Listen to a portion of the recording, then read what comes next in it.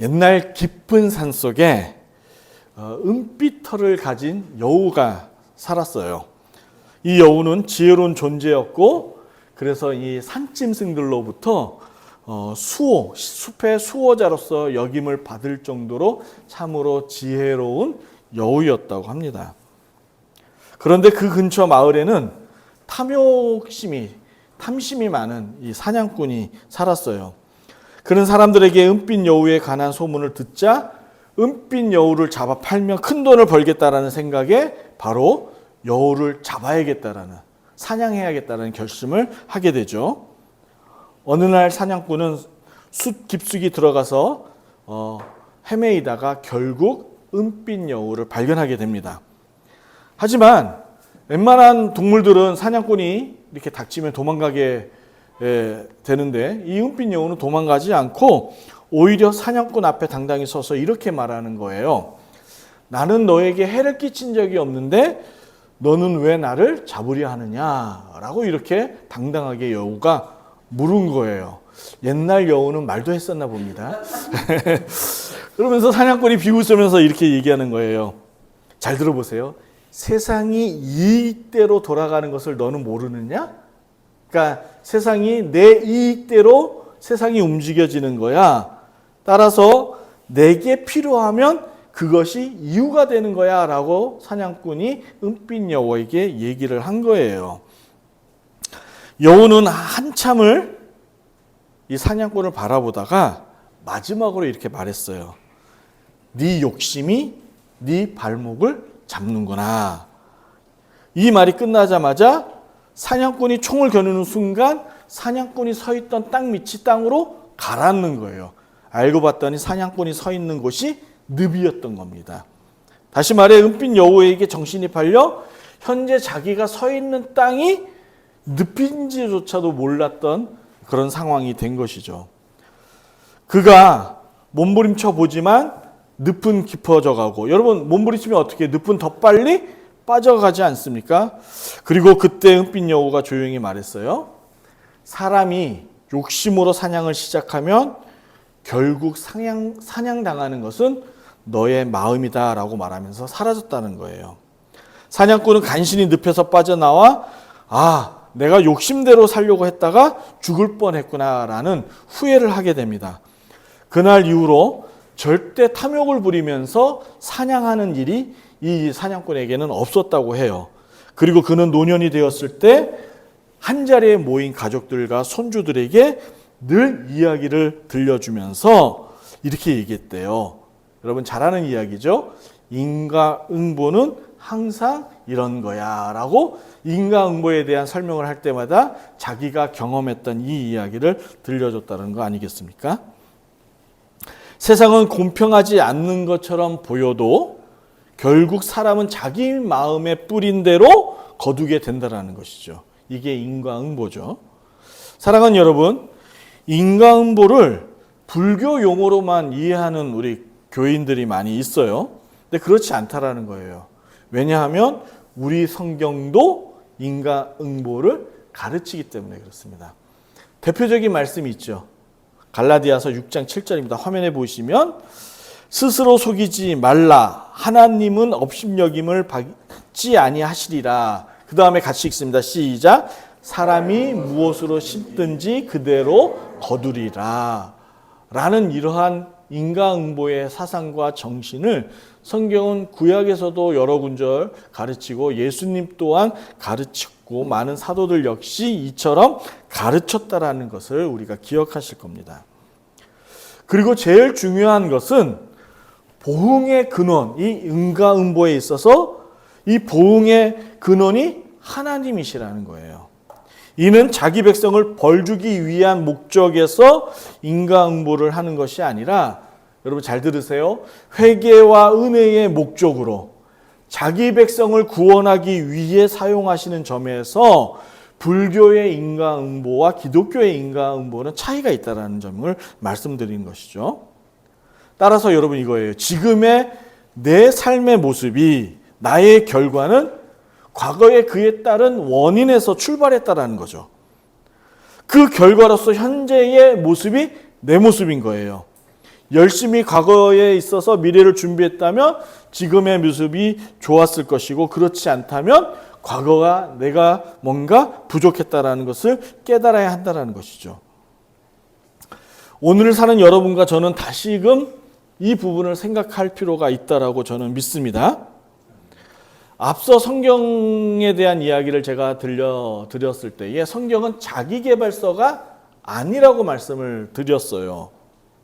그럼에도 불구하고 우리 주변에서 성경을 읽고 그 말씀에 순종하는 사람들의 삶을 보면 훌륭하게 선장되어 있는 모습들을 보게 되죠.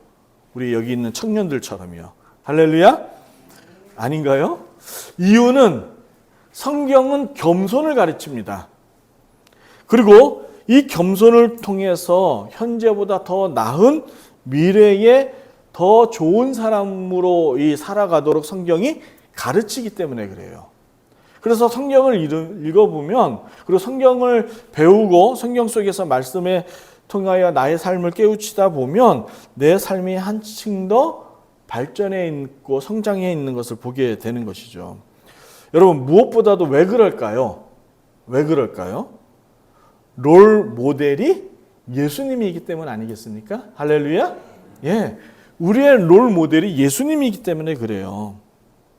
그리고 여러분과 나누고자 하는 오늘 말씀이 지금에 있어서 인과응보에 관한 이 말씀을 뒷받침해주고 있기 때문에 우리가 미래를 위하여 현재를 열심히 준비해야 된다는 말씀을 드리고 싶은 것이죠.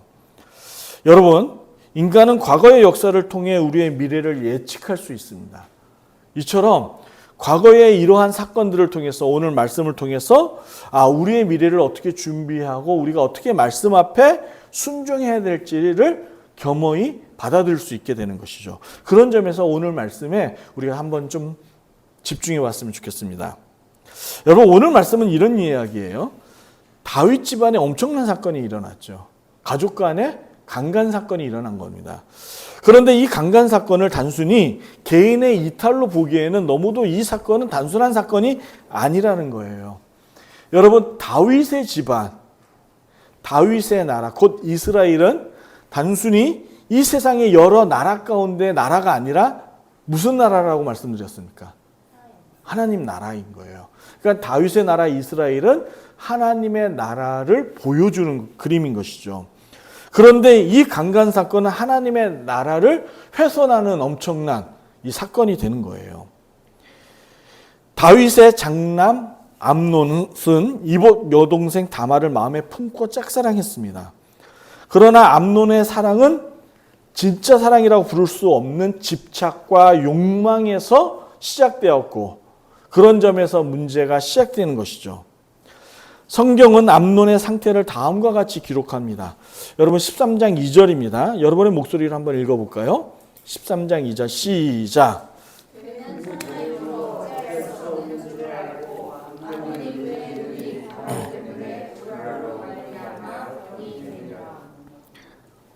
암논은 사랑을 갈망했습니다. 그 사랑은 상대를 존중하지 않는 왜곡된 감정에서 비롯됐다는 것을 13장의 이 사건을 통해서 암논의 사랑이 진짜 사랑이 아니라 가짜 사랑이라는 것을 우리에게 말해주고 있는 것이죠. 여러분, 우리가 이 매스컴에서 데이트 폭력을 저지른 사람들의 한결같은 변명을 우리가 들어보면 다 같이 이런 얘기를 합니다.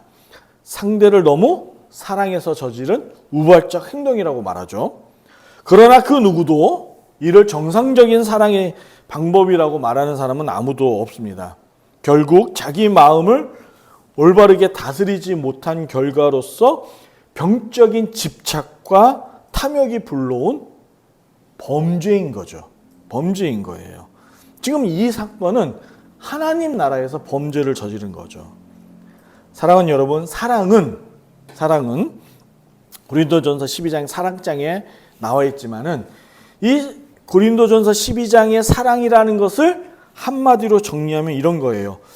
내 욕망을 채우는 것이 아니라, 무엇이? 사랑이라는 것이 내 욕망을 채우기 위해서 있는 것이 아니라 상대의 가치를 인정하고 그를 세워주는 것이 사랑이라고 저는 확신합니다.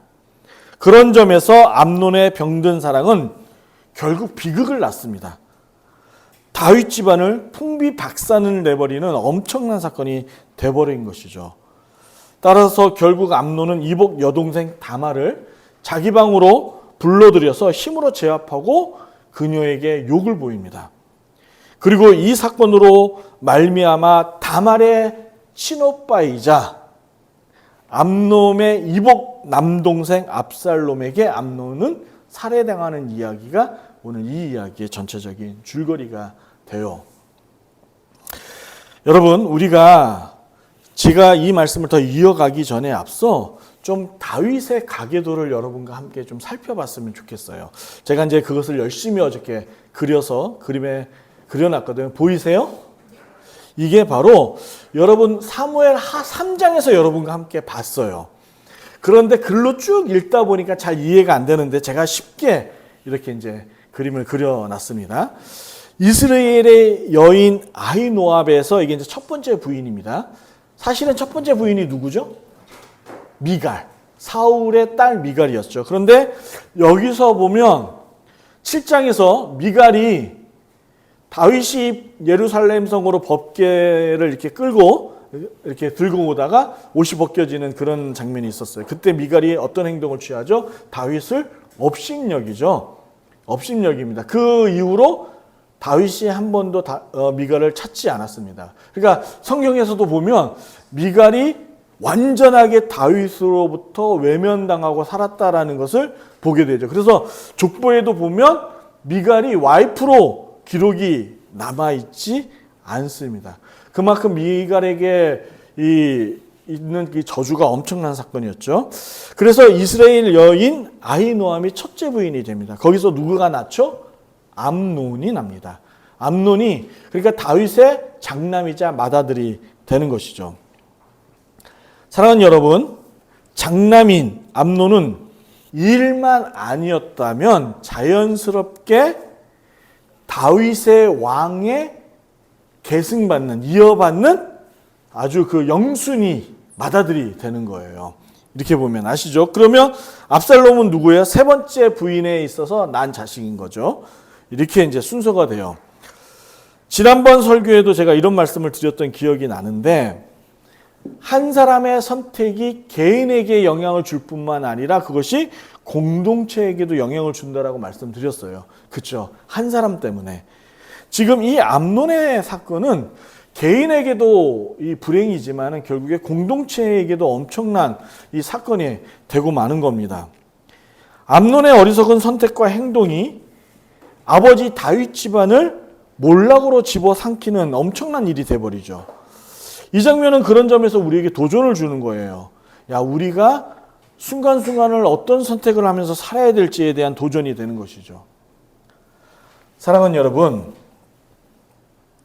우리가 살아가면서 내 뜻대로 할 수 없는 것들이 많이 있죠. 여러분 있어요. 그 중에서 가장 대표적인 것이 있다면 그것은 시간이 아닐까 싶습니다. 제가 많은 것들을 내 뜻대로 내 마음대로 할 수 없지만 그 중에서도 대표적으로 시간은 내가 어떻게 할 수 없는 거예요. 내가 원하든 원치 않든 시간은 멈추지 않고 흘러가죠. 어제의 시간은 이미 지나 그 안에서 벌어진 나의 부끄러운 실수라든지 여러 가지 일들을 돌이킬 수 없다라는 말이 아니겠습니까? 또한 오늘의 시간도 지금 이 순간도 우리가 붙잡을 수 없고 지금 흘러가고 있는 거예요. 그래서 사랑하는 여러분, 오늘 예배 앞에 하나님 앞에 집중할 수 있기를 주의 이름으로 축복합니다. 하지만 그러나 한 가지 분명하고 다행인 것이 있습니다. 이게 우리에게 주신 하나님의 은혜가 아닌가 생각해요. 제가 이 설교를 준비하면서 이게 하나님이 우리에게 주신 특권이자 선물이구나라는 생각이 들었습니다. 시간이 흘러가는 것을 우리가 어떻게 할 수는 없지만 그 시간대마다 시간을 어떻게 할 수는 없지만 그 시간을 내가 어떻게 보낼지에 대한 선택은 내가 할 수 있다라는 것이죠. 같은 하루를 살아도 내가 어떤 선택을 하느냐에 따라 그 하루의 의미가 완전히 달라진다는 말이에요. 무심히 흘려보내면 그저 그 시간은 흘러가는 시간이 되지만은 의미 있는 선택을 한다면 그 시간은 우리의 삶을 빛나게 해주는 자산이 된다는 거예요. 그래서 그 시간이 흘러가는 것은 내가 어떻게 할 수 없지만 그 주어진 시간 속에서 내가 무엇을 하며 살지는 내가 선택할 수 있다는 거죠. 이게 은혜 아니겠습니까? 그러므로 암논의 선택은 하나님에게서 나온 게 아니라는 거예요. 암논은 오롯이 자기 탐욕에서 시작된 것이죠. 그러니 다말을 품은 후에 그가 벌인 행동은 죽어 마땅한 겁니다. 율법에서도 죽어 마땅한 것이죠. 여러분, 암논이 다말을 육보인 후에 어떻게 합니까? 오늘 말씀에서 다말을 버립니다. 여러분, 율법에서 성경이 우리에게 참 지혜를 주고 우리의 삶에 있어서 어떻게 살아야 될지를 정확한 방향을 제시하고 있는데 먼저 15절을 한번 볼게요. 15절을 세 번역으로 제가 번역했습니다. 여러분의 목소리로 함께 읽습니다. 시작. 그렇게 욕을 보이고 나니 암논은 갑자기 다말이 몹시도 미워졌다. 이제 미워하는 마음이 기왕에 사랑하던 사랑보다 더하였다. 암논이 그에게 당장 일어나 나가라고 소리를 버럭 질렀다. 이것으로 보아 암논이 다말을 사랑하는 그 사랑은 진짜 영혼에서 우러난 사랑이 아니라 육체적인 사랑이라는 것을 보게 되는 것이죠. 사랑하는 여러분, 여기서 피해자가 누구고 제일 억울한 사람이 또한 누구일까요? 누구예요? 다말이죠. 다말인 거예요. 암논이 다말을 원했던 건 사랑의 동기여서가 아니라는 것을 우리가 말씀을 통해서 보게 돼요. 육체적 욕정에 불과한 것처럼 보이죠. 성경은 그래서 남녀의 그 사랑 사이에 있어서 결혼 전에 성관계하는 것을 죄로 금기시하는 게 있습니다. 그런데 여러분, 단순히 이 같은 행위를 탓하기 위해서가 아니라는 점에서 우리가 좀 관심 있게 봐야 돼요. 단순히 그러한 행동을 했느냐 하지 않았느냐가 정확한 기준이 아니라는 거예요. 이보다 더 정확한 기준이 있다는 거예요. 이 말씀을 드리고 싶은 거예요. 여러분, 다시 말해 문자적으로 이 같은 행동을 했느냐 하지 않았느냐가 중요한 것이 아니라 지금 내가 선택하여 한 행동으로 인하여 억울한 사람이 있느냐 없느냐를 보라는 거예요. 우리 말씀을 찾아서 신자로서 어떤 삶을 추구하며 사는 게 맞는지 확인해 보도록 하겠습니다. 제가 화면에도 올렸습니다. 신명기 22장 28절과 29절에 성경은 혼전 순결에 대해서 다음과 같이 우리에게 방향을 제시하고 있습니다. 여러분 보이세요? 여러분의 목소리로 읽습니다. 시작.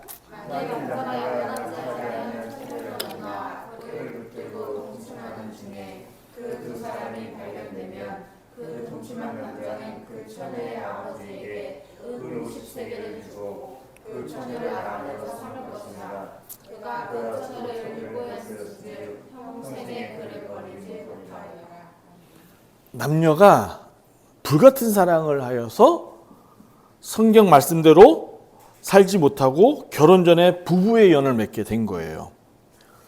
그때 성경은 남자에게 명령하는 겁니다. 평생 이 여자를 지켜줄 것을 요구하는 것이죠. 네가 사랑하는 이 여자를 버리지 말고 끝까지 사랑하고 지켜내라라는 명령인 거예요. 단순히 이 같은 행동을 했느냐 안 했느냐가 아니라 네가 하는 행동으로 인해서 억울하고 마음에 상처받는 일이 없도록 네 삶에 있어서 하는 행동의 선택에 책임을 지라는 것이죠. 이게 지금 성경이 우리에게 보여주는 인간의 삶의 존엄성을 이야기하고 있는 거예요. 다시 말해 삼위 하나님이 사람을 창조하고 생명을 불어넣죠. 그때 함께 두었던 것이 있어요. 그것이 뭐냐면 하나님 나라에 있어서 삶의 존엄성, 그 사람이 살아가야 되는 가치를 버리지 말고 보존하라는 말 아닐까요? 이게 지금 우리의 가치인 거예요. 그러니까 우리가 무엇을 구원받느냐? 죄에서 구원받는다라는 말은 이런 의미인 거예요. 내가 하나님을 믿고 그 믿음으로 죄에서 구원받았죠. 할렐루야. 그러면 구원받은 그 사람은 그 주변에 같이 하고 있는, 함께 하고 있는 사람의 마음을 헤아릴 수 있는 실력이 요구되는 거죠. 그래서 나와 함께하는 아내가, 자녀들, 또 나와 함께하는 성도들이 그 마음에 억울함이 없도록 늘 주의를 살피고 내가 하는 모든 행동에 있어서, 말에 있어서 관심을 갖고 그 가치를 두고 살아야 된다는 거예요. 이게 구원받은 자의 모습인 거죠. 그러므로 인간은 이 같은 가치를 기준 삼아 항상 최선의 선택을 해야 하는 것이고요. 이것이 사명받은 신자가 추구할 삶이라는 것을 지금 이 사건을 통해서 우리에게 얘기하고 있는 거예요. 다시 한번 그 앞서 그 가계도를 한번 보여주실래요? 여러분, 다윗의 아내들과 이제 그 자식들의 이제 표를 보여주고 있는 거예요. 여러분, 대표적인 그 아내들의 첫 번째 자식들을 지금 대표로 이름을 쓴 거지, 그 외에 아들들이나 자식들이 더 있었을까요? 없었을까요? 엄청 많았죠. 엄청 많았어요. 그런데 더 놀랍고 충격적인 것은 지금 3장에서 본 이 다윗의 아들과 딸의 이 계보는 헤브론에서 난 거예요. 먼저 남과 북이, 이스보셋가 정권을 북을 잡고 남쪽을 다윗이 잡았을 때의 수도가 헤브론이었어요. 거기서 다윗성이 있었을 때의 그 헤브론에서 낳은 자식들이 이 정도였습니다. 그런데 그 후에 성이 어디로 이주하죠? 예루살렘을 갑니다. 사무엘 하 5장에서는 예루살렘에서 난 자식들의 이름을 또 쭉 기록하고 있습니다. 얼마나 많습니까? 다윗의 이 같은 행동이 여러 주석에는 정치적인 목적이 있다고 합니다. 예전에 우리나라도 뭐 고구려나 고려 시대에 보면 여러 이 지방의 권세 잡은 자들과 전략적인 결혼을 했던 것을 역사를 통해서 보게 되죠. 혹은 다윗이 아내 두기를 즐겨한 그의 탐욕에서 온 것인지 성경은 정확하게 우리에게 말하고 있지 않습니다. 어쨌든 이렇게 다윗이 여러 아내를 둔 것이 결국에 나중에 이어서 압살롬의 반란으로 이어지죠. 왕자의 난으로 이어지죠. 과거에 이방원의 왕자의 난이 조선시대에 있었던 것처럼 말입니다. 그리고 더욱이 이러한 다윗의 몰락, 다윗 가문의 이 사건은 나단 선지자의 예언대로 다윗이 밧세바를 범한 사건에서 비롯됐다라는 것을 성경이 우리에게 얘기하고 있는 거예요. 이 같은 다윗 가문의 저주는 다윗이 밧세바의 범죄로 인한 후유증이라는 것이죠. 후유증인 거예요. 그러니까 아버지의 이 같은 잘못된 선택이 자신의 자식들에게 영향을 미친 거 아니겠습니까? 분명 우리가 성경에서 다윗이 회개했죠. 할렐루야. 회개했습니다. 그리고 또한 주님으로부터 용서를 받았지만 탐욕으로 불러들인 죄의 책임에서는 완전히 벗어나지 않은 거예요. 그러니까 인간이 행한 모든 선택에 있어서는 책임이 따르고 그 책임에 따른 결과는 여전히 내가 짊어질 짐이라는 것이죠.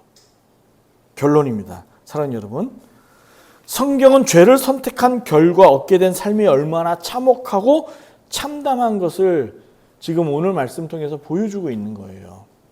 단순히 공동체를 흔들었을 뿐만 아니라 자신들의 피부치가 죽이고 살해하고 이 벌이는 엄청난 사건으로 이어지게 되는 것이죠.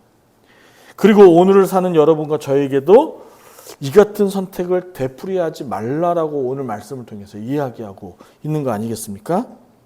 그러므로 여러분, 오롯이 하나님이 인류 가운데 두었던 가치와 뜻이 있습니다. 그래서 산산수훈에서 하나님께서 뭐예요? 하나님의 나라와 그의 의를 위하여 살라라고 명령하신 거죠. 그것이 우리의 가치와 있어요.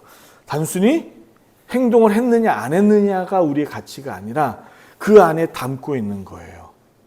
너는 네 주변 사람들을 억울하게 만들고 있느냐? 그렇지 않느냐라는 걸 보는 거죠. 이것이 우리가 가져야 될 것이죠. 그러기 위해서는 여러분 중요한 게 있습니다. 오늘 이 한 줄이 우리에게 핵심이 되어야 돼요. 지금 말씀드리는 것이. 신자의 삶에 있어서 삶의 기준이 탐욕이 되어서는 안 되는 거죠. 나를 위한 것들, 오롯이 내가 기쁘고 내가 즐거우면 되는 것이 아닌 거예요. 신자는 하나님의 나라를 위한 믿음의 선택이죠. 할렐루야. 믿음의 선택인 거예요. 그런데 이것들이 나를 위한 것이 아니라니까요. 우리가 잘못 오해하는 것이 있습니다. 하나님의 나라를 위하여 믿음의 선택을 하는 것이 나의 희생이고 나의 헌신이고 내가 포기하는 것들이라고 착각을 해요. 그런데 그렇지 않습니다. 성경은 이렇게 얘기하는 것이죠. 받는 것보다 주는 것이 더 복이 있다라는 거예요. 사랑하는 여러분, 제가 늘 이런 말씀 드리잖아요. 우리 공동체가 나의 이웃으로부터 받기보다라는 것을 주는 것을 더 기뻐한다고 생각해 보자고요. 서연이가 다음 주 목사님께 뭘 드릴까라고 늘 고민하는 거예요. 한 주가 얼마나 기쁠까요? 여러분, 목사인 저 역시 서연을 생각하면서 서연이에게 뭘 줄까라고 생각하는 거예요. 서로 이러한 커뮤니케이션과 관계가 이루어진다면 얼마나 기쁜 삶이겠어요. 어제가 저희가 28년차 결혼기념일이었습니다. 그런데 저는 하루 종일 교회 사무실에 있었고 아내는 집에 있었습니다. 아무것도 못했죠. 이런 삶이 교육자가 되고 나서 계속적인 이런 삶을 살았습니다. 그럼에도 불구하고 저희 가정이 깨지지 않는 이유는 아내가 저를 향한 그 마음이 있기 때문에 아니겠습니까? 여러분 못 믿으세요? 그런 거죠. 그런 게 있기 때문에 그런 거죠. 그것이 믿음의 선택인 거죠. 내가 아닌 이웃을 위하여 먼저 선택하는 거. 그러므로 우리 모두에게 허락하신 시간 안에서 현명한 선택과 행동을 하며 살아갈 수 있는 그 지혜와 용기를 달라고 기도하시는 여러분이 되었으면 좋겠습니다. 그리고 이제 2025년도 이제 우리가 끝자락을 붙잡고 있지 않습니까? 이 끝자락에 다시금 이제 내년을 준비하는 입장에서 25년이 남은 한 달 12월 동안을 오롯이 주님 앞에 우리의 모든 삶을 의탁드리며 지금 말씀드렸던 것처럼 탐욕적인 선택이 아니라 하나님을 향한 하나님 나라를 위한 믿음의 선택, 그리고 그것이 나를 위한 것이라는 것을 깨닫고 도전받는 여러분이 되었으면 좋겠습니다. 그러면 얼마나 우리 공동체, 우리 가정, 이 나라가 행복해질까요? 그것이 이루어지는 그날까지 우리가 최선을 다하는 여러분과 제가 되기를 주님의 이름으로 축복합니다.